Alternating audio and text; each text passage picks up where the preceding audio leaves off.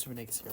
Today what we're going to do is we are going to review how many beats a dotted quarter note will receive. But first, let's start with something we know. We know that that right there is a quarter note. The quarter note gets one full beat. Now, we know that the next beat is actually 2/8 notes, and then beats 3 and 4 also are quarter notes. Now, if I were to write the counts down for this, remember, it would be a big 1 since it's a new beat, big 2, and then because this is actually where my foot goes up, we're going to write an and, a big 3 for that quarter note, and a big 4. Okay, so when we would count this originally, we would say 1, 2, and 3, 4. Now, what happens when I do this? If I draw that little line there, that's actually called a tie. Now, if I'm tying those two notes together, what I'm doing is I'm adding their individual duration and I'm combining it to create a new note. So if I were to do that, there's a few things that would have to change. Since I'm combining this eighth note into the quarter note, now instead of only having one beat, now it actually is going to have how many? If you said 1.5, you're correct.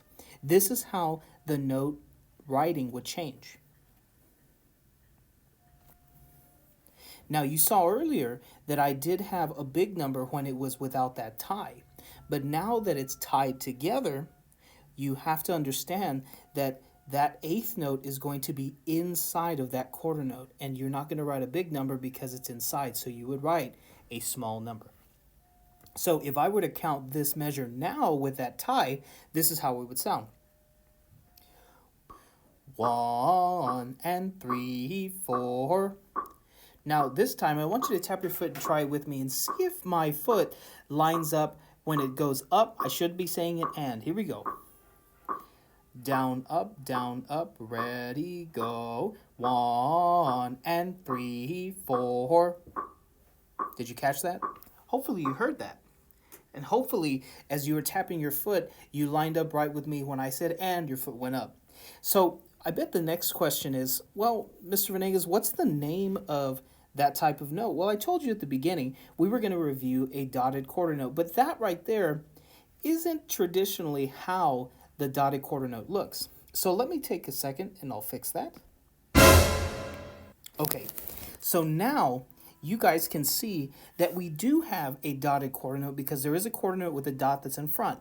That is what's called a dotted quarter note. Now, the other thing is, instead of seeing 2/8 notes, now you just see 1. The reason why you know it's 1 is because that little eighth note there has a singular flag. Okay, so we know that that is just 1/8 note by itself. Now your next question might be, well, Mr. Venegas, how do I count that? It's the exact same thing that you saw a second ago with this. It's the exact same thing. Now, all I did was make it look common, okay? This right here is the common way that you're going to see a dotted quarter note. This way up top is where, if we were to break it down, this is how you can see what's inside of that dotted quarter. So if I'm going to write my counts down for this, I'm going to start with a big 1 again, because that's a new beat. Now, that dot right there is going to be a small 2. But if I have beats 3 and 4 already there, the only thing that's missing is the end. So if I were to count it again, down, up, listen to me. 1 and 3, 4. Did it sound the same as the one previously? It should, because it is.